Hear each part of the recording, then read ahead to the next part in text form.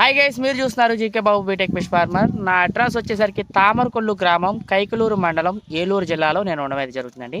తామరకొల్లు గ్రామం నాది. ఈరోజు టాపిక్ వచ్చేసరికి నేను పంచాయతీ చెరువు అయితే తీసుకున్నాను. అందులో మేత వేసే అవకాశం లేదు, కానీ నేను చేపలు అయితే వేయాలి. ఏ చేప వేస్తే మంచిది, ఎంత నెంబర్లో వేస్తే మంచిది, నాకు ఎలాంటి సోర్స్ అయితే లేదు, మేత కనీసం ఒక చుక్క కూడా వేయకూడదు. సో ఇది అన్నీ నాకు అని అయితే అడగడం జరిగింది. ఒక ఆయన కూడా ఇందాక మాట్లాడాను నేను ఆయనతో. సో ఆడియో కాల్ అప్లోడ్ చేద్దాం అనుకున్నా, రికార్డింగ్ చేయలే, తర్వాత మాటల మధ్యలో అయితే చెప్పడం అయితే జరిగింది.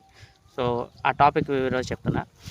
పంచాయతీ చెరువులో మనం మేత వేయకుండా చేపలు పెంచాలంటే దానికి బెస్ట్ ఫిష్ వచ్చేసరికి ఏంటంటే ఐఎంసీ ఫిష్ మాత్రమే ది బెస్ట్. అది కూడా మీరు కొత్త పిల్ల వేస్తే వర్కౌట్ అవ్వదు. 100% చెప్తున్నా, కొత్త పిల్ల వేస్తే వర్కౌట్ అవ్వదు.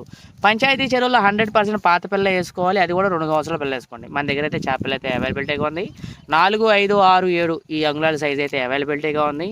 పిల్ల వచ్చేసరికి మనకి తామరకొల్లు గ్రామంలో అయితే ఉండడం అయితే జరిగింది. 2 సంవత్సరాల పాత పిల్ల కంపల్సరీగా వేసుకోండి.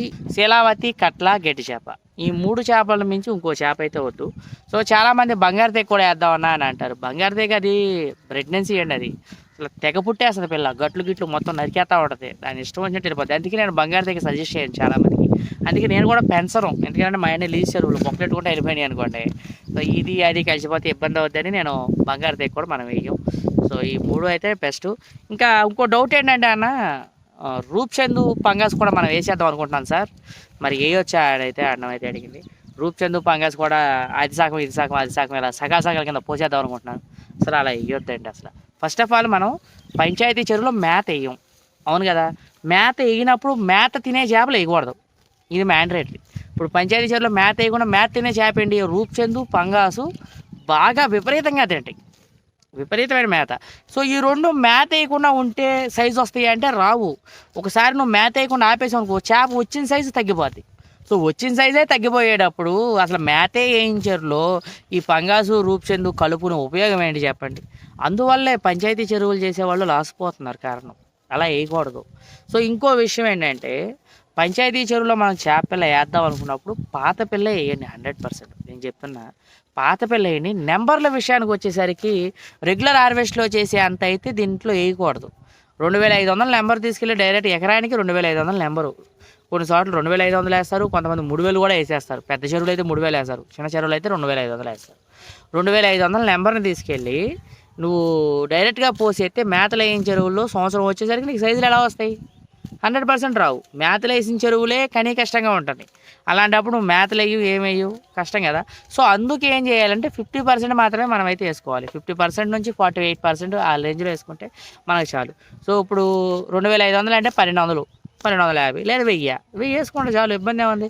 ఓ 10 ఎకరాలు ఉందనుకోండి, 10,000 నెంబర్ వేసి వదిలేసేయండి. ఇందులో ఊడేదే ఉండదు. మళ్ళీ సంవత్సరం అయిపోయిన కానీ వెంటనే మనకి లోకల్ మార్కెట్ ఉంటుంది. లోకల్ మార్కెట్ అంటే పంచాయతీ చెరువు అంటే ఇళ్ళ కాడలే కొనుక్కెళ్తారు ఎక్కువ. సో వాళ్ళే రేటు కూడా పెంచి వస్తుంది మీకు. సో ఒకసారి మీరు అది కూడా ఆలోచించండి. ఎందుకంటే రెగ్యులర్గా మనం ఐస్ ప్యాకింగ్ ఇచ్చుకోవడం కంటే ఇళ్ళ కాడ ఆటలు కాడ అమ్ముకునే వాళ్ళకి ఇది బెస్ట్ సోర్స్ పంచాయతీ చెరువు. పంచాయతీ చెరువులో చేపంటే అందరూ తింటారు, ఎందుకంటే మేతలే ఉండవు, మందులేం కొట్టరు అనే ఉద్దేశంతో. పంచాయతీ చెరువులో ఇంకో ప్లస్ ఏంటంటే, మీకు కొన్ని చెరువుల్లో గేదెలు దిగుతాయి, అది చాలా ప్లస్. గేదెలు దిగుతాయి, వేస్ట్ వాటర్ వస్తుంది, ఇంట్లో డ్రైనేజ్ వాటర్ వస్తుంది, ఇది బెస్ట్ అండి. అసలు అందులో ఎలాంటి ఇబ్బంది ఉండదు. డ్రైనేజ్ వాటర్, వేస్ట్ వాటర్ ఇవన్నీ తిరిగి బతికేది ఐఎంసీ ఫిష్ అంటారు దాన్ని. రాగండి, బొచ్చే, శీలావతి అంటారు మా వాడుక భాషలో, మీకు ఏరియాని బట్టి పేరు మారుద్ది.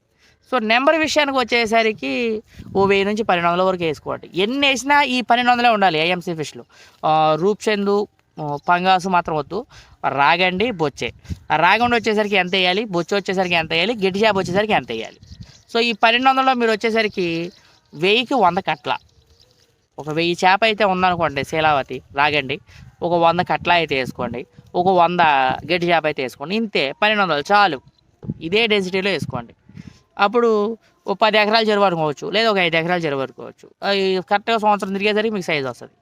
లేదన్నా నేను పంచాయతీ చెరువు ఉంది నాకు, నేను డైరెక్ట్గా పిల్లేసి అమ్ముకుంటాను అని అంటే మేతలే వేయం మనం. పిల్లేసి అమ్ముకునే లెక్క అయితే ఎట్టా చెప్పండి. పిల్లైతే ఆగుద్ది, సీడ్ పిల్ల పోసుకెళ్ళి నువ్వు అందులో పోసావు అనుకో, మేతలు అయినప్పుడు ఎలా ఆగుద్ది? పేడలు వస్తున్నాయి అన్న, గేదెలు దిగుతున్నాయి, సరిపోతుంది, సాలదండి. ఎందుకంటే పిల్ల విషయానికి వచ్చేసరికి మనం డెన్సిటీ ఎక్కువ మేపాలి, హై డెన్సిటీ మేపాలి. పిల్ల వచ్చేసరికి ఎకరానికి 1,00,000 పోయాల్సింది, లేదంటే 50,000 అన్న పోతాం. అప్పుడు మేతలు సరిపోవు. దానికి తగ్గట్టు పిల్ల దశలో మేతలు కూడా ఎక్కువ ఇవ్వాలి, ఎక్కువ తీసుకుంటుంది. ఈ 1% 2% సరిపోదు. మ్యాక్సిమం 7% 8% రేంజ్లో బాడీ మాస్లో ఎంత అయితే ఉందో ఆ రేంజ్ ఫీడింగ్ ఇస్తే కానీ పిల్ల అయితే నిలబెట్టలేం. దానికి కూడా హై ప్రోటీన్ ఫుడ్ ఇవ్వాలి. మినిమం సుమారు 35% ఉన్న ప్రోటీన్ ఫుడ్ అయితే ఇవ్వాలి, మినిమంలో మినిమం పిల్ల దశలో. సో పిల్ల వేద్దామంటే వర్కౌట్ అవ్వదు. సో పిల్ల వేసి అమ్ముకున్నా సరే వర్కౌట్ అవ్వదు. లేదన్నా నేను ఇంకొంచెం నెంబర్ ఎక్కువ వేసుకుని మేపుకోవాలి, 0 పాయింట్ చేద్దామన్నా, ఈ 8 నెలలు 9 నెలలు అయిపోయిన తర్వాత మే నెలలో వెంటనే నేను మార్చేసుకుంటాను అని అనుకున్నప్పుడు, మేతలు వేయను అనుకున్నప్పుడు మీరు కొంచెం నెంబర్ పెంచుకోవచ్చు, అందులో ఇబ్బంది లేదు. మామూలుగా అయితే ఎకరానికి 10,000 వేస్తాం, ఇందులో 5,000 వేసుకోండి 0 పాయింట్కి అయితే. కరెక్ట్గా మళ్ళీ ఇది కూడా సంవత్సరం వస్తుంది మేత వేయవు కాబట్టి, అప్పుడు రాగానే మళ్ళీ మార్చుకుని అమ్ముకోగలగాలి. సో ఒకవేళ అమ్ముకోలేకపోయావు అనుకో మళ్ళీ లాస్ వస్తుంది. సో అర్థమైందా? పంచాయతీ చెరువుల్లో ఉండే నెంబర్ల డెన్సిటీ అని ఫస్ట్ ఆఫ్ ఆల్, అదో 4 ఇయో 4 రకాలు అయ్యో 4 100 రకాల చేపలు వద్దు. మ్యాన్ రైట్గా చెప్తున్నా, 100 రకాల చేపలు వద్దు. పంగాస్ కొంత వేస్తాడు, రూప్చంద్ కొంత వేస్తాడు, కొరమైన కొంత వేస్తాడు, ఇంకోటి ఏదో ఆ గురకేదో బొరకేదో తింటుంది కదా అని ఇంకో పొడుగు చేపలు తీసుకొచ్చి 4 పడేస్తాడు. ఈ ఒకదానికి ఒకటి కొట్టుకునే చేపలు వేయకూడదు సార్. నేను ఎందుకు చెప్తున్నానంటే ఇది కొత్త వాళ్ళ కోసం చెప్తున్నా, పాత వాళ్ళకి తెలిసి ఇవన్నీ అనుకోండి. సో కొత్త వాళ్ళు తెలియడం కోసం చెప్తున్నాను sir. So thank you so much sir. మీకు ఏమన్నా డౌట్స్ ఉంటే కామెంట్ రూపంలో తెలియజేయండి. అలాగే మన దగ్గర శీలావతి కట్ల చేప పిల్ల అయితే అవైలబిలిటీగా ఉంది, 2 సంవత్సరాల పాత పిల్ల అవైలబిలిటీగా ఉంది, 5-6 అంగుళాల సైజ్ అయితే ఉండడం జరిగింది. కస్టమర్ రివ్యూస్ ఉన్నాయండి, మస్ట్ అండ్ షూట్గా కస్టమర్ రివ్యూస్ చూసి నా దగ్గర చేపలు పట్టుకెళ్ళండి. ఆన్లైన్లో జెన్యున్గా వేసి పంపించే మనిషిని అండి. ఇన్ని విషయాలు చెప్పినోడు నేను ఆ పిల్ల ఈ పిల్ల పంపించే మనిషిని అయితే కాదు. కస్టమర్ రివ్యూస్ ఎందుకు చూడమంటానంటే నా మాట మీద కాకుండా కనీసం మీరు వాళ్ళ మాట మీద అయినా సరే నమ్ముతారని. సో అంత నమ్మకంతో అయితే నేనైతే వేసి పంపించడం అయితే జరుగుతుంది. చేపలు మీరు రండి, పిల్ల చూసుకోండి, మీరు వచ్చి పిల్ల చూసుకుని నచ్చితేనే వేసుకెళ్ళండి, లేకపోతే వద్దు. నేను అది కూడా మొన్న వచ్చారండి, వాళ్ళకి కూడా అది చెప్పాను, అన్న రండి చూసుకోండి, నచ్చితే వేసుకెళ్ళండి, లేకపోతే లేదు. సో ఇబ్బంది ఏమి ఉండదు. ఓకేనా sir? So thank you so much. అలాగే మన ఛానల్ని సబ్స్క్రైబ్.